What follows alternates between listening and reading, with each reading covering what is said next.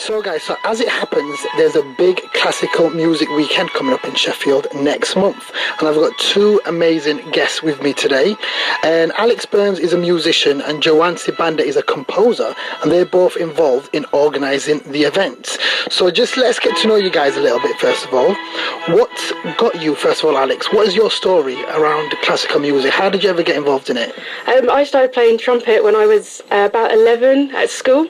And I was really into it. I studied it at college. I came to Sheffield. I'm from Luton originally, and I came to Sheffield, studied music, did a master's, and now I work freelance as a musician. Wow. I teach. I work at Classical Sheffield, Sheffield City Hall for their classical season, Sheffield Music Academy, and I have my own classical music blog. Brilliant. So I'm really into it. Why trumpet? Of all the instruments you could have picked up, what was it about the trumpet that you thought, it's you loud. know what? Okay. It's loud, it's brash. It wants to be at the forefront. I love it. It's brilliant. Brilliant. What about you, JoAnne? Okay, my story is a little bit different from yours. My interest in classical music started actually composing the classical music itself. It started as a therapy for me. I was a very, very shy person, and that is the only way I could find I could express myself. Okay. So I just used to write music, put it down, write again, depending on how I felt. And then I got into doing my GCSE at school. Learned the clarinet, so I play clarinet, trumpet, saxophone, and just bits of instruments. And from there on, I started working peripatetic, doing peripatetic work for the different schools and things. What does that word mean, peripatetic? Peripatetic is when you're going into schools. You're not actually fully going into doing full-time school. You go into different sections of schools. So I'm a peripatetic music teacher. Okay, you can have peripatetic other teachers, for different subjects, and you just go into a school and do an hour at a time with all the different schools. And so you're a composer, right? I am, yes. So what does a composer do? Because we always see composers. Well, what I think a composer is the person who stands in the middle with the wand. That's a conductor. That's a conductor. Wow. Yes. So close. It just shows my ignorance in classical music, to be honest. They all play an important part, don't they? They all play an important part. But please tell me, so what does a composer do exactly? Right, the composer is the one who actually creates the music. Composes it, of course. Yes, we compose the music. Yes, we put all the instruments together, we layer them together, and just make it sound beautiful.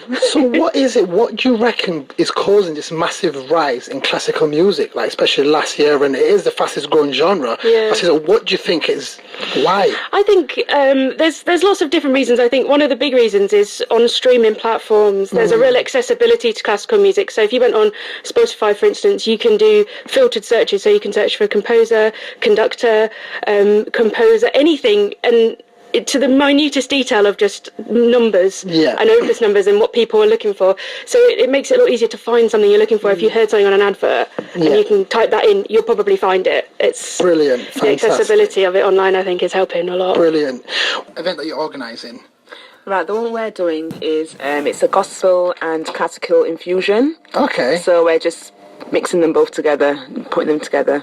It involves a choir of 20 strong, but also we're going to have the help with John Field, Fenshaw, school choir also, and we are working alongside with the Encliffe Orchestra. Wow. Is there a strong network of orchestras in Sheffield?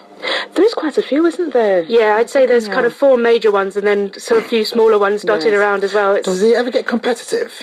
Well, it's naturally going to be competitive when people, as long as the events don't clash. Yes. It's just communication, isn't it? Really, if it's you got 3 of them on the same day, that's going to be an issue because then you're fighting for ticket sales, aren't you? But overall, it's naturally going to be a bit more competitive, I think. Brilliant. So this classical weekend, just tell me a bit more about it. What can the ordinary person expect from it? The ordinary person can expect free pop-up events in the Winter Gardens and over at Cullamila Museum.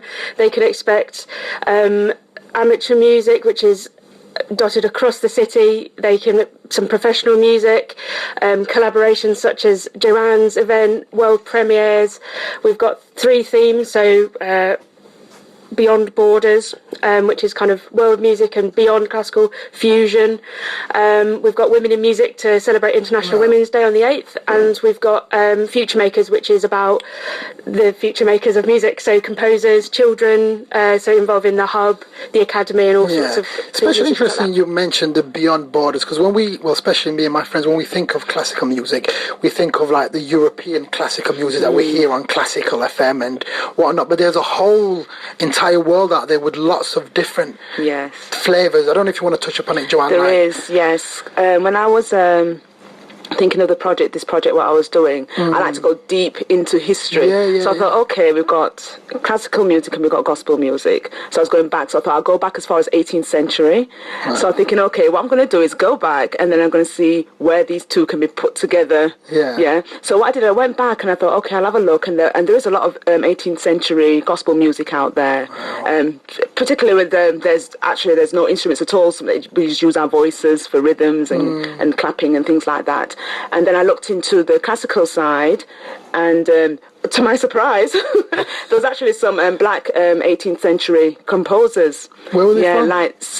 There's a British one, Samuel Coleridge Taylor. Wow. Yes, he's very, very good, isn't he? Yeah. But there was quite a few of them, but they didn't get the music really published out because of, how the situation was in them days over there. But they are actually starting to come out now. And my interest was in how we can put this music together and form a social bonding, a social change into which kind of audiences we target.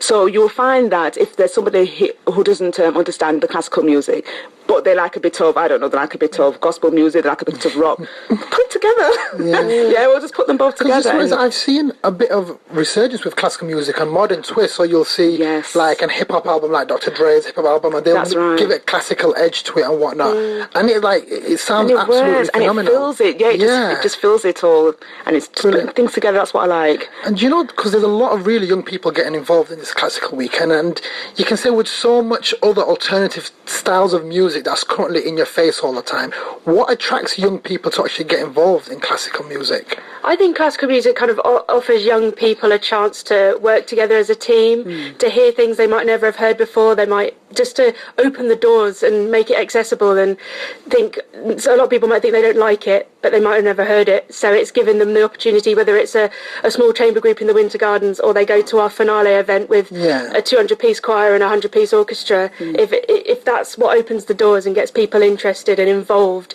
then that's enough. I think that does our job. I think that's one way of getting classical music more accessible. Because at times it can feel as if like classical music, it's not for me, it's not. So how can we make classical music more accessible to the ordinary layman or ordinary person who may think, well, classical music, that's not for me, that's for those kind of people and whatnot? I think Classical Sheffield does really good work with that, and we really work with everyone, whether you're young, old, whatever race, everybody is involved, and that's why we put on so many different kinds of events, and these themes have really kind of bound up different momentum for different people. So Beyond Borders could be anything from classical Indian music, classical African music, and we're just trying to get anyone and everyone involved and hearing new things and trying different things. And if you think that you're not going to like it, come to a free event. You don't have to pay for anything. You can just come and sit near a cafe and listen, and if you like it, great, go and buy a season pass. And how does the classical scene in Sheffield compare to others nationally? Like, obviously, is it a really thriving place for Sheffield classical music scene? I think so, because we've got the things like the brass bands, and I know that Yorkshire's really well known for doing brass band things, and I think because Sheffield is very good at social bonding together, the really good community in Sheffield, and the fact that you've got so much people, especially in orchestral music, you've got so much people, all these different instruments, all these people wanting to put music together to form one thing, and it's a really good bonding opportunity for people as well. Brilliant. So I've been asking listeners for their favourite piece of classical music. What is yours, very quickly? Mine's Mahler's Second Symphony, because it's just so massive, and I wrote my master's thesis on it, so it's ingrained in my mind. And you, Yeah, JoAnne? mine is Brahms, all the symphonies, because that's what I first started off when I first started listening to classical music. That was the first composer I listened to. Wow, brilliant. And for the listeners listening, please do get in touch and tell us what your favourite piece of classical music is. So you can call us on 0800 111 4949 or text us on 813 333, starting your message with Sheffield. Wake up with Toby Foster on BBC Radio Sheffield.